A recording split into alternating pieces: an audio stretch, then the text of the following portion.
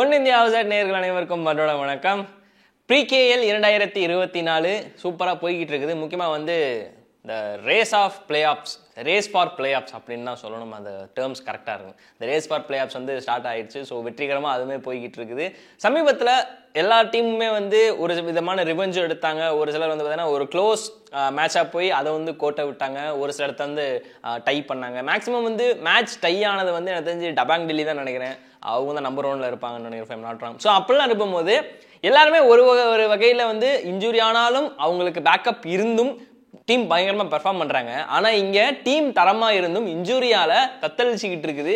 யாரை சொல்கிறேன்னு நினைக்கிறீங்க? இதெல்லாம் தெலுங்கு டைட்டன்ஸ்லாம் வச்சாதீங்க. அங்கே ஆஷிஷ் நர்வால் இருக்காரு. அது போக வந்து பார்த்தீங்கன்னா வேற யார், விஜய் மாலிக் கேப்டன்ஸ்லாம் கலகிட்டு இருக்கிறாரு. பட் ஆனால் இங்கிட்ட வந்து தமிழ் தலைவாசுக்கு வந்து 5வது கேப்டனாக வந்து ஒரு கேப்டன்ஷிப் பண்ணுறாரு. அப்படின்றப்ப வந்து அவங்க ரீப்ளேஸ்மெண்ட்டுக்கும் ஆள் இல்லாமல் இன்ஜுரியான பிளேயருமே வச்சு விளையாண்டுக்கிட்டு இருக்காங்க. அப்படின்றது வந்து பார்க்கறதுக்கு ரொம்ப வருத்தமாக இருக்குது. இதுக்கு முன்னாடி ஒரு வீடியோலேயே போட்டுருந்துருப்பேன், தமிழ் தலைவாஸ் வந்து ரொம்ப தத்தளிச்சுட்டு இருக்காங்க அப்படின்னு. அதெல்லாம் கிடையவே கிடையாது. ஒட்டுமொத்த டீமுமே வந்து இன்ஜுரியால தத்தளிச்சுக்கிட்டு இருக்கு. அவ்வளவுதான். தமிழ் டை தலைவாசம் முன்னாடி பேர் வந்துச்சுல, இப்போ வந்து இன்ஜுரி தலைவாசம் வேணா மாத்திப்போன்னு சொல்லிட்டு அதை வேற ட்ரோல் பண்ணிட்டு இருக்காங்க சோஷியல் மீடியால. என்ன ஒரு காரணம் அப்படின்னு சொல்லிட்டு பாத்தீங்கன்னா, இதுக்கு முன்னாடி விளையாண்ட எல்லாருமே வந்து பாத்தீங்கன்னா இன்ஜுரியால அவதியும் பட்டுக்கிட்டு இருக்காங்க. முக்கியமா வந்து சாகர் அந்த வாரத்துல வந்து மனுஷன் இன்ஜுரி ஆனாரு. 15வது நாள்ல வந்து எப்படி வந்துருவாரு அப்படின்ற மாதிரி ஒரு ஹோப்பு கொடுத்துருந்தாங்க. ஆனா அதுவுமே கிடையாது. அதுக்கப்புறம் வந்து இப்போ சாகிலும் இல்லை அப்படின்றப்ப வந்து அமீர் ஹுசைன் பஸ்டாமி இருக்கிறாப்புல ஓகே ஒரு சைடு இருக்காரு. அப்படின்றப்போ இங்கிட்ட வந்து நிதேஷ் தான் வந்து ஒன்லி மிகப்பெரிய ஒரு ஹோப்பா தமிழ் தலைவாசி இருக்காரு. முக்கியமா அடுத்து மொயின் ஷஃபாங்கி அவருமே இருக்காருன்னு வச்சுக்கோங்களேன். பட் ஆனால் இருந்தாலும் அமீர் ஹுசைன் பஸ்டாமியை விட வந்து நிதேஷ் மேல வந்து எல்லாருமே மிகப்பெரிய ஒரு நம்பிக்கை வைக்கிறாங்க. காரணம் வந்து அவர் இந்த வருஷம் பிகேஎல் வந்து அவ்வளவு தரமான ஒரு பர்ஃபார்மன்ஸ் கொடுத்திருக்காரு.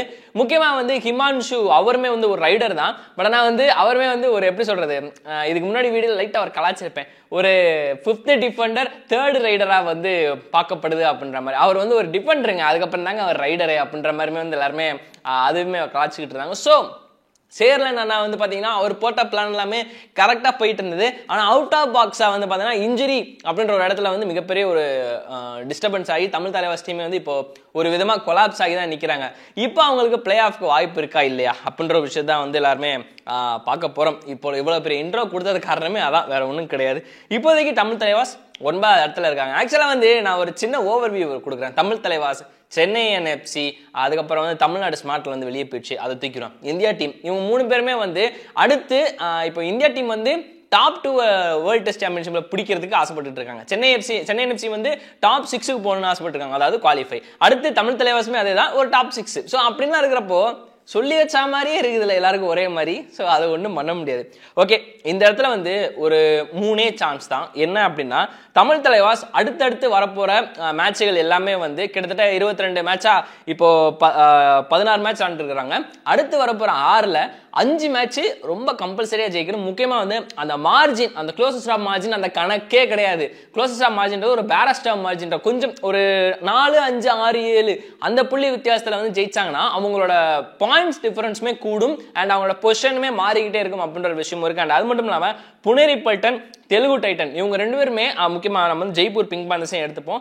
அப்கமிங் இவங்க தமிழ் தலைவாஸ் மேல இவங்க தான் இருக்கிறாங்க. ஸோ அப்படின்றப்ப வந்து இவங்க அடுத்தடுத்த மேட்சுகள்ல சொதப்பணும், கண்டிப்பா சொதப்பணும். ஆனா அர்ஜுன் தேஷ்வாலாம் விட மாட்டாரு. இங்கிட்ட வந்து தெலுங்கு டைட்டன்ஸா என்னன்னு தெரியல, இந்த வருஷம் பயங்கரமா பெர்ஃபார்ம் பண்றாங்க. பவன் சராவத் வந்து ஆஃப் கோர்ட்ல இருக்காருன்னு சொல்லி எல்லாம் வருத்தப்படுறாங்களே தவிர அதெல்லாம் கிடையாது.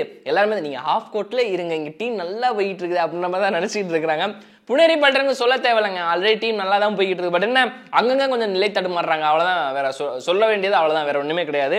பட் இருந்தாலும் அடுத்து தெலுங்கு டைட்டன்ஸ், அடுத்து புனேரி பல்டன்ஸ், இப்போ ஜெய்ப்பூர் பிங்க் பேந்தர்ஸ் கூட ஓகேன்னு வச்சுக்கோங்களேன். ஆனால் தெலுங்கு டைட்டன்ஸும் புனேரி பல்டன்ஸுமே வந்து கண்டிப்பா அடுத்தடுத்த அப்கமிங் மேட்சஸ்ல கண்டிப்பா தோக்கணும். அப்படி தோத்தாதான் வந்து தமிழ் தலைவாஸ் அடுத்தடுத்த பிகஸ்ட் மார்ஜின்ல வந்து கொஞ்சம் மேல போய்கிட்டே இருக்க முடியும். மினிமம் வந்து 6க்கு 5 ஜெயிக்கணும் அப்படின்ற விஷயம் சொன்னேன் இல்லையா, அந்த 5மே வந்து பாயிண்ட் டிஃபரன்ஸாமே வந்து நிறைய பாயிண்ட்ஸ் டிஃபரன்ஸா இருக்கணும் அப்படின்ற விஷயம். அதாவது ஆப்போனண்ட்டை விட இப்போ முன்னாடி சொன்ன ஒரு 5, 6, 7 அந்த மாதிரி பாயிண்ட் வித்தியாசத்துல வின் பண்ணணும். அண்ட் அது மட்டும் இல்லாம யூமும்பாவை தொடுறது ஒரு லிட்டில் பிட் கொஞ்சம் கஷ்டமாக இருந்தாலும் அவங்களுமே வந்து 17 மேட்ச் தான் விளையாண்டுருக்காங்க. தமிழ் தலைவர்ஸோட ஒரு மேட்ச் அதிகமாக தான் விளையாண்டுருக்காங்க. அப்படின்றப்போ எனக்கு தெரிஞ்சு யூமும்பா வந்து இப்போதைக்கு கொஞ்சம் பயங்கர டஃப்பான கண்டிஷன்லாம் இருக்கிறாங்க, கஷ்டமான பொசிஷன்லாம் இருக்கிறாங்கன்னு வச்சுக்கோங்களேன். ஐ மீன் பாயிண்ட் வைஸாக வந்து 5வது இடத்துல இருக்காங்க டேபிளில், பயங்கரமாக தான் இருக்கிறாங்க. பட் ஆனால் இருந்தாலுமே வந்து அவங்களுக்குமே அங்கங்கே கொஞ்சம் குறைகள் இருக்குதான் சரி. ஆனால் அது போய் அடைச்சிடுறாங்க. தமிழ் தலைவர்ஸ் இருக்கிற ஒரே ஒரு பஞ்சாயத்து என்ன, இன்ஜுரியால பேக்கப் இல்லை. ஸோ அந்த பேக்கப் தேடாமல் தான் விட்டாங்களோ ஆக்ஷனில் அப்படின்ற விஷயமே வந்து எல்லாருமே வந்து